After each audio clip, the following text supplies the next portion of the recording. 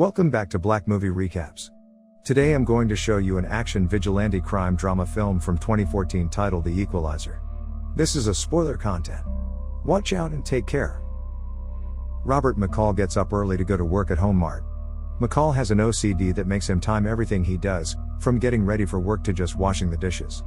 He is respected and well liked amongst his coworkers who have no idea of his past. On this day, he has lunch with his friend and coworker Ralphie, whom he is in the process of helping lose weight. He questions Ralphie about his lunch and is satisfied with his answers until Ralphie takes a bite out of his sandwich and McCall hears a crunch and finds out there are chips in the sandwich. McCall reminds Ralphie he's supposed to be dropping weight for his test to become a security guard. He also reminds him to always aim for progress, not perfection. Most nights, McCall can't sleep, so he took to going to a local 24/7 diner where he reads books and drinks tea.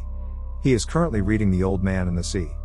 A young prostitute, with whom it is implied McCall talks to every now and then, asks McCall if the man in the book has caught the fish. He says not yet. The girl finishes her pie and goes to hail a cab. At work, a couple of McCall's young coworkers ask him what he used to do before working with them. He jokes that he was a pip with Gladys Knight, doing a little dance for them. He goes back to the diner that night and runs into the same girl. She notices he's reading a new book. Robert tells her how the other one ended.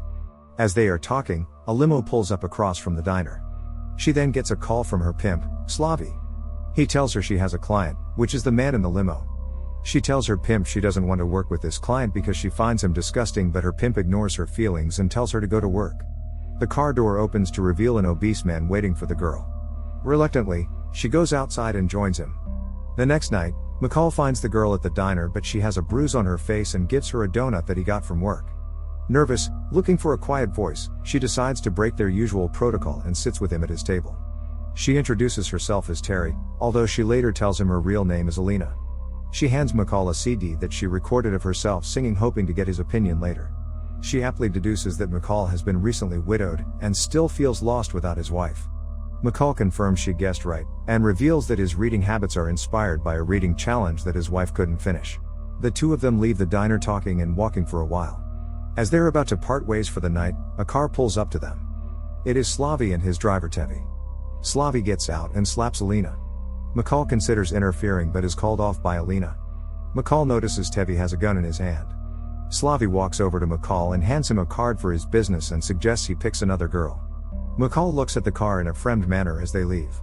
McCall then goes through a few days and nights without seeing Alina and is obviously worried about her.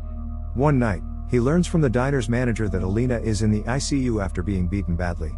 McCall goes there and sees Alina's face even more bruised and messed up. He also notices she is with another girl, Mandy. Robert doesn't go into the room but observes from a distance, unseen by the girls. Mandy later walks by McCall, crying. She gets a cup of coffee but overflows the cup. McCall comforts her and asks about Alina, explaining he's a friend. Mandy reveals that Slavy hit Alina and she hit him back. Slavy got mad and made an example out of her. Mandy says that Slavy also threw battery acid in a girl's face once and keeps her around as a reminder not to cross him. He treats his girls like merchandise and nothing more. McCall ponders on the situation for a few days before finally deciding to act. Using the card Slavy gave him, McCall goes to a restaurant where Slavy and his men are hanging out. McCall enters the office suite above the restaurant with an envelope containing $9,800 which he offers for Alina's freedom. The goons laugh at McCall, and Slavy explains that he makes so much money off of Alina being so young, that $9,800 could only buy her 1 month of freedom. He then laughs at McCall's offer and suggests he should go home and jerk off 9,800 times. Then maybe, Alina wouldn't be worth so much and he would reconsider freeing her. McCall takes the money back and starts to walk out. He almost leaves but then decides to stay and locks the door. After carefully observing the men and whatever weapons they may be holding, he sets the timer on his watch and moves into action. One of the men aims his gun at McCall, but he grabs the man's arm and causes him to shoot Slavy in the throat. He then jabs a shot glass into that man's eye. He stabs the third man with his own knife, and then gets a corkscrew and repeatedly stabs Tevi until he sticks it under his chin and finishes him off. McCall goes to Slavy's side and explains to him what his body is going through and that he'll be dead in a few seconds. Slavy asks, "Who are you?" To which McCall doesn't answer and counts down the remaining seconds before Slavy loses consciousness and dies. McCall apologizes and goes home where he cleans himself up and actually sleeps all night for once. Following the murders, a Russian mobster named Teddy arrives in Boston to investigate what happened to Slavy and his men. He teams up with a group of corrupt cops to gain leads. So far, Everything points to a gang hit from a rival mob. At work, McCall notices Ralphie isn't in. He's told by a manager that Ralphie called in quits. McCall visits a restaurant that Ralphie's mother owns. Ralphie is helping her after a fire broke out, supposedly by accident. Meanwhile, Teddy is taken by one of the crooked cops, Frank Masters, to the workplace of a gangster named John Looney, to continue his search for the killer. John insults Teddy, and all Russians in general. In response, Teddy hits John with an ashtray while Frank kills John's goons. Teddy continues to beat John's face in until the man goes unconscious. The other two dirty cops, Ramar and Peterson, are eating at Ralphie's mother's restaurant. They extort her for protection money and claim that there will be another accident if the money isn't on time again next week. McCall finds them outside the restaurant and says he'd like to report a crime. They brush him off and tell him to call 911, until he calls one of them on his personal cell phone. McCall plays a video he took of them extorting a convenience store clerk, during which they confess to starting the fire at the restaurant. The cops hold him at gunpoint, but McCall quickly beats them both. McCall tells them they can either give the money back or the video will hit the news stations. They comply and later return the money to Ralphie's mother.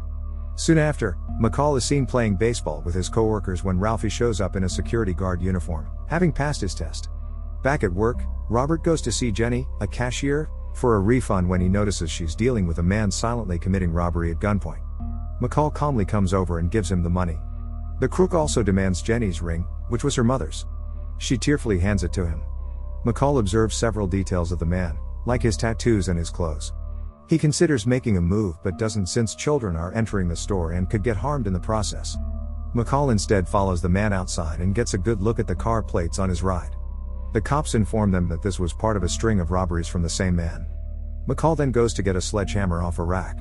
The next day, Jenny finds her ring in the register and McCall is seen returning the sledgehammer to the rack after wiping it clean. Meanwhile, Teddy finds out about Alina missing from Slavy's girls and questions Mandy, who says she didn't really know her that well. He later visits Mandy and intimidates her into revealing that she lied. He makes her talk about the night she visited Alina at the hospital, and she talks about an unknown but kind black man who also came by and inquired about Alina, although she never found out who he was. Teddy then strangles her to death for lying to him. With that new information in mind, Teddy finds video evidence of McCall going into the restaurant but none of him ever leaving. Pretending to be a detective, he visits McCall at his apartment, who sees through him right away but still answers his questions with his prepared answers. Teddy leaves feeling McCall is a lot more than he lets on. Teddy obtains some more information about McCall, but what they can find about him shows a clean record with no trace that he has any involvement with Slavy's death. Teddy gets the feeling that everything they know about McCall is just made up information. He and Frank, along with another villain, wait outside in a car while another guy enters the diner where McCall is eating. McCall makes up the man right away and asks him if they're waiting for anyone else. The man pulls out a gun and walks over to him. A truck pulls up in front of the diner, obscuring Teddy's view from his vehicle. McCall hits the man in the stomach with his book, and then kills him by slamming his head down on the table and breaking his neck. He then kills the lights by sticking a knife in an outlet. He walks out of the diner and snaps photos of Teddy and his men in their car with his cell phone before walking away. Knowing where he lives, the gangsters follow McCall home. He boils some honey to tend to a wound sustained from the gunman while the gangsters silently enter his home. They burst into his apartment only to reveal that McCall is actually in another apartment, watching them with hidden cameras. McCall has planted evidence in his apartment that he is leaving town, but Teddy doesn't buy it and feels that he is watching. McCall actually does leave town, but only to visit his old friends Brian and Susan Plummer. They obviously have a history of working together for some intelligence agency. McCall asks Susan for information about Teddy and the people he works for. While she is out gathering information, Brian and McCall talk about McCall's car bomb accident that had everyone, including Brian and Susan, believe McCall was dead. Brian mentions that somehow, Susan knew McCall wasn't truly dead. When she returns, she tells McCall that the men he killed were part of the Russian mafia led by Vladimir Pushkin. Teddy, who is really named Nikolai, is the man Pushkin sends when something needs to be dealt with in no uncertain fashion. Ramar and Peterson were on Pushkin's payroll, but were found dead a few days earlier with their testicles shot off and shoved into their mouths. Susan warns McCall that these men won't stop until he and everyone he cares about is dead. McCall leaves the next morning after getting Susan's blessing, to be the man he once was, in order to finish what he started. McCall finds Frank Masters and traps him in his car, which he has rigged with a hose from the tailpipe. He tells Frank he better give him useful information about Pushkin's operations or he'll leave him in the car to die. Frank finally relents and takes McCall to a warehouse where the Russians count and stash huge pallets full of money, obviously millions of dollars in cash. McCall forcibly persuades the gangsters to surrender. He ties them up in a room with all the money for the cops to find. He then frees all the workers and gives them a departing bonus from Pushkin's money. He handcuffs Frank to a pole and tells him to call in a report. He then persuades Frank to be a good cop one last time and give him the information he knows Frank has probably stashed somewhere in case he ever needed leverage on Pushkin. When the police arrive, they find the gangsters, the money, and arrest Frank. McCall goes to Frank's safety deposit box and retrieves some money, passports, and a USB stick containing more information detailing Pushkin's operations and revealing everyone currently on Pushkin's payroll, including cops, deputies, politicians. McCall sends the information anonymously to the detective in charge of the warehouse bust.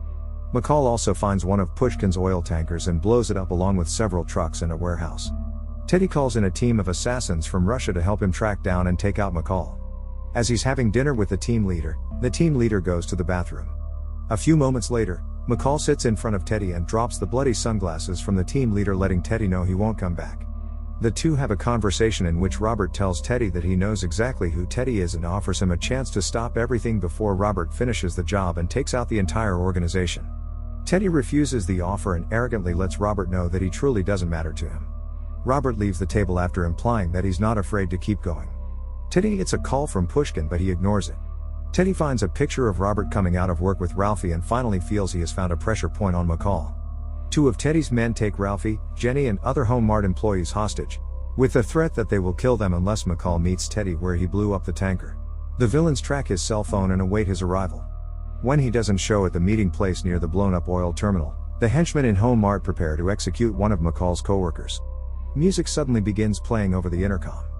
One of the mobsters takes Ralphie to find the source and is killed by McCall. The other hostage taker gets called away from the hostages by McCall speaking Russian and then gets also killed. Teddy and his other hired hands come to Home Mart. They try to find McCall, and are steadily killed one by one, as McCall stealthily moves about the darkened warehouse, setting traps with tools found at the workplace. He hangs one with barbed wire and stabs another one through the neck. Teddy later sees McCall and manages to shoot and wound him. Ralphie returns to help McCall and is shot in the leg. McCall lures one of the remaining bad guys to the break room. Ralphie turns the electricity back on as instructed, and the break room is destroyed when propane gas canisters in a microwave explode. Teddy is the last man looking for McCall when the propane explosion sets off the sprinklers. Teddy finds Ralphie and is about to shoot him, when McCall comes out of hiding with a stud ramset gun, and shoots Teddy with it several times, until he walks up to him and shoots him in the throat, killing him. Teddy asks, "Who are you?" To which McCall doesn't answer and watches him die. He then leaves the store. 3 days later, McCall shows up in Pushkin's bathroom while he's showering in his Moscow home. McCall turns the lights on and off repeatedly and runs the sink water until it overflows. Pushkin talks to him for a few minutes and then McCall disappears. Pushkin retrieves his weapon from by the sink. He calls for his guards when he suddenly sees that McCall has cut the electrical wires and left them exposed on the floor. Pushkin is standing in the water when it reaches the wire and he is electrocuted and killed. As McCall leaves Pushkin's estate, he passes numerous guard bodies, revealing he probably has killed everyone in the house. McCall returns to Boston to resume his quiet life now that everything is done. Bringing home groceries, he is approached by Alina, who is recovering from her injuries. She tells him she's gotten a real job and has started to do some reading. She also reveals she found an envelope with almost $10,000 inside with her stuff when she left the hospital. She thanks McCall for what he did, implying she somehow knows he's the one that got her free, and she kisses him on the cheek before they bid each other farewell. McCall resumes his quiet life, only now he has found himself a new purpose. He has created an ad for people feeling trapped with all odds against them and no exit. One night at the diner, he receives a message asking for help. He simply replies, "Yes." I hope you enjoyed it. Subscribe to watch more videos like this. Turn on notifications and leave a like. It really helps the channel out. Thank you for watching.